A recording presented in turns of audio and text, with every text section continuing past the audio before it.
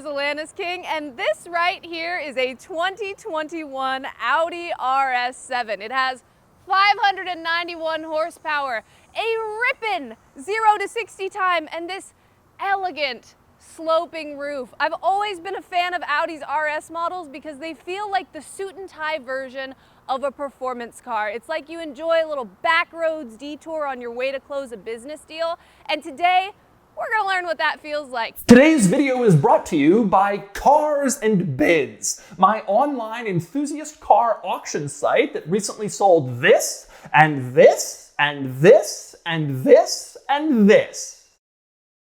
Before we get to this RS7, I think it's important to learn what I call the ABCs of Audi, because if you don't know what all these letters and numbers mean, it's kind of just like alphabet soup.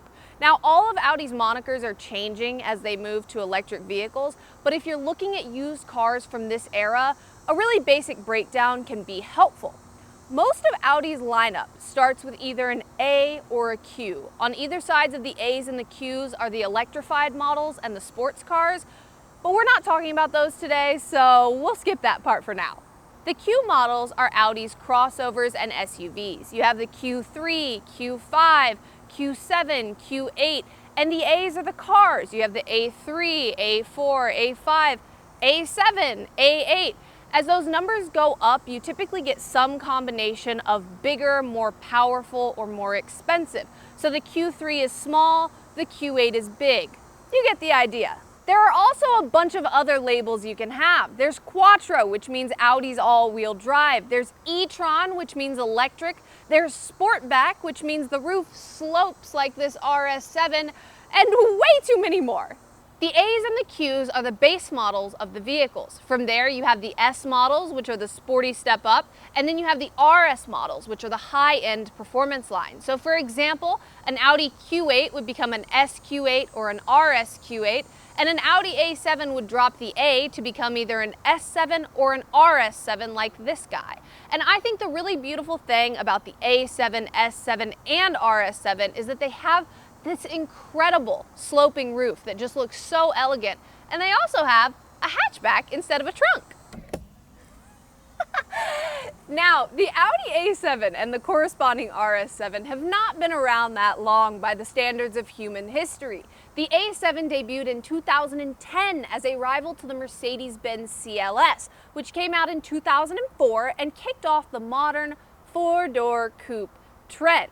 Now, the CLS kind of looks like a taco from the side, and when the A7 debuted, Kelley Blue Book said nothing about the 2010 CLS is as distinctive as its shape. Now you might say, Alanis, I call two-door cars coupes. The Merriam-Webster dictionary calls two-door cars coupes. What is a four-door coupe? I would say welcome to the club. I worked at a car blog in the 2010s, and at this time, automakers were calling every car with a sloped roof a coupe, and about once a month we all decried this controversial use of the name, but unfortunately it didn't change anything. But the reason for this body style makes sense. The sloping roof is elegant, and it makes you feel different and sporty and high-end, and when you're spending this much money on a car, that's how you want to feel. Now, that original A7 eventually got S7 and RS7 treatments, and that RS7 debuted in 2014 with 560 horsepower, a twin-turbo V8, and an 8-speed automatic, not a dual clutch. That original RS7 was very well received. Autocar said, "This saloon hatchback coupe crossbreed makes you wonder why true sports cars need to exist." And Jalopnik said, "It transforms the way you think about an automatic." That original A7 lasted for about a decade, and a new one debuted for 2019. I think modern Audis do a really good job of looking sleek and sporty without overdoing it, and I think the same can be said when Audi moves from one generation of car to the next. Take the A7, S7, and RS7 for example. When that second generation A7 debuted, the body lines were sharper and the headlights were meaner and more intricate, but it still looked like that original car. It was more of an evolution, not so much a revolution, and sometimes it's nice when things feel familiar. That brings us to 2021 and the debut of this car, the second generation Audi RS7, which had a base MSRP of $114,000 when new. This car has a 4.0-liter twin turbocharged V8 and a 48-volt hybrid system. It makes 591 horsepower and 590 pound-feet of torque, and all of that is combined with an 8-speed automatic transmission and all-wheel drive. This car weighs 5,000 pounds, which is more than 2 new Miatas. And when it debuted, Audi said it could go from 0 to 60 in 3.5 seconds. But Car and Driver clocked it at 3 seconds flat. Now, I don't know who was driving that car for Car and Driver, but I do know that other cars that can do 3 seconds flat include the 2020 Acura NSX, the C7 Corvette Z06, the 2017 Ford GT, and the new Hummer EV. Pretty elite company. Cars like this really are the best of both worlds. Not only is this thing super fast, but you can also fit an entire college dorm into the back of it. The only thing I wouldn't recommend is moving your kid to a dorm across state lines, because this thing gets 17 mpg combined. Now inside this car, it feels kind of like you're in stealth mode. It's all black, we have a few red accents everywhere, and one thing I notice when I get in here is it's kind of Lamborghini vibes. You have these black seats with the red honeycombs. You have the dual touchscreen display right here, which is very much like the Lamborghini Urus. It's just really nice and fancy in here, and it makes you feel good. Something I think is really nerdy and fun about the inside of this car is that if I pull up the navigation, I hit search, and then my bottom touch screen illuminates with a keyboard. But if I go to the bottom left corner of this keyboard, it has a little hand icon like this. I touch that, the screen turns black, and I can do handwriting for where I want to go. So I'm not looking for the keys on a keyboard, which is extremely hard to do while you're driving, and you should not do that. Instead, I can just go Galleria Mall, G-A-L-L-E-R, and it tells me what I spelled. I-A. Oh my goodness. And then I can just select from whatever is on the list that comes up. It's really cool. I like being able to just write on a screen. It makes me feel like a little kid again. The only problem is you're gonna get a lot of fingerprints on that screen. And that is an issue with modern cars. Modern cars are full of touch screens. They're also full of piano black, which is a magnet for dust and fingerprints. But such is the downside of having such cool technology and shiny screens and being able to write with your finger where you want to go. Fuel mileage not included, this is a good road trip car because not only do I have a designated spot for my car key, but I also have Audi's virtual cockpit, which is one of my favorite features of Audi's. Basically, your driver instrument cluster is digital. And say what you want about having physical gauges and I want to see all of the needles and things like that. The virtual cockpit is very cool because you can switch your views. You can see whatever you want to see. And one of the options is the map that you're driving. You can take the navigation map and put it right in front of you. And there's something really peaceful about driving down the road and just being able to watch the highway go by on the map in front of you. You can also use the little dials on the steering wheels to zoom in and out of the map, see where you're at, what's around you. In a lot of sloping roofline cars, aesthetics are usually prioritized over rear passenger comfort. That is not the case in the RS7. You get in the back seat and there is a ton of legroom. There is dual climate control, so one person can have 80 degrees, the other can have 65. There are also USB-C charging ports, and the headliner actually dips upward so that you get just a little more headroom back there than you would otherwise. And now I'm gonna get in the driver's seat of this Audi RS7 so that we can see what it feels like driving on the road. So we are in suburban Houston. All there are here are neighborhoods, highways, and basically business parks.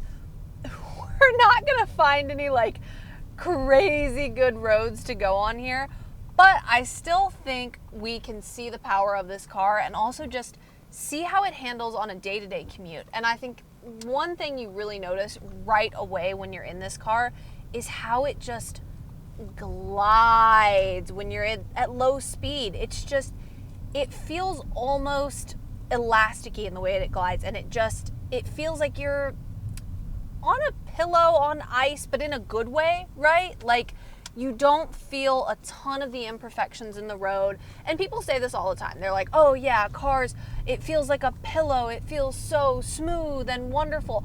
This actually really does. Like, this car just feels so nice and like enough disconnected from the road that you feel really fancy and above it. You know, the little imperfections of the road, those are below you. You don't need to feel those. It's really nice in here. Oh! Yeah, you can definitely feel that this guy has some pickup. And once you're in this car, you're like really embedded in this cockpit area. It has like the little piping of interior lighting all around, and right now it's on blue. And it feels so nice and purposeful in here, in addition to all of this black and like the tiny little slices of red in here.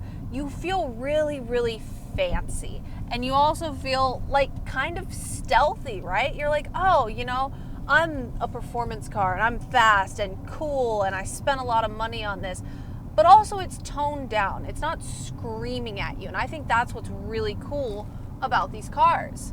Another thing that really alerts you to the fact that this is a performance car built into a luxury car is the fact that this steering, when you move your hands, it doesn't like twitch with you, right? Like, it's a little more laid back and luxurious. It's not that twitchy, immediate reaction kind of steering. Now we're on the highway because Houston is either neighborhoods or highways, and something you can pick up on when you're in the highway is not only road noise but also cabin noise.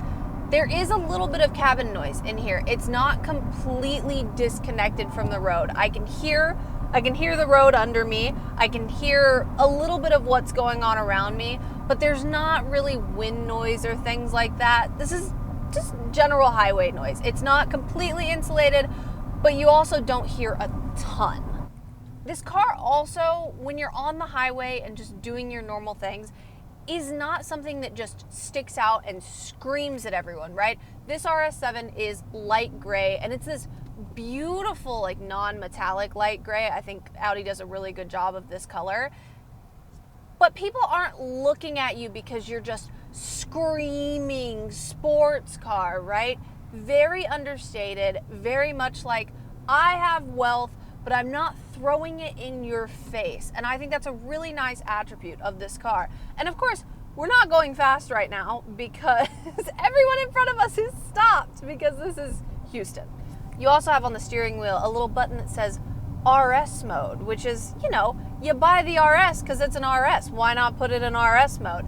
Click RS mode and you'll immediately notice that you have like a little bit of a rumble under you, right? You have that like rumble that gets louder as you get faster. It's really nice because it goes from this very quiet luxury car to just having that subtle rumble under you when you're driving like normal.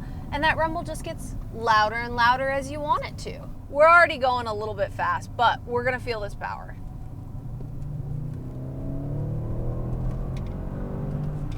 This thing is fast, and you can definitely feel like there is a little bit of that lag while you're waiting for the turbos to kick in. And once they do, it just knocks you back. Like, wow. But it's also, this car, even in RS mode, is not just ripping and being a nuisance to everybody. And that's kind of the point. You don't need to be a nuisance because if people pay attention to you, they know what you got. Whoa! That does kick in. There's someone in front of me, so we couldn't get going. But man, that'll surprise you. That'll surprise you when this thing gets going. Oh my goodness. You know, the steering in this car, it feels like a good amount of weight. It's not super heavy, but it's also not like light as air. It's a nice amount of weight that makes you feel like there's a car under you, reminds you there's a car under you. I think some cars, when the steering is too light, it makes the act of driving feel less consequential than it is. So when you have that weight, it feels really, really nice. So that was the 2021 Audi RS7. My only regret is that I didn't bring a tie to drape around my neck like Avril Lavigne, because I really feel like that would have brought home the suit and tie performance car analogy. But we live and we learn, right? We'll see you next time.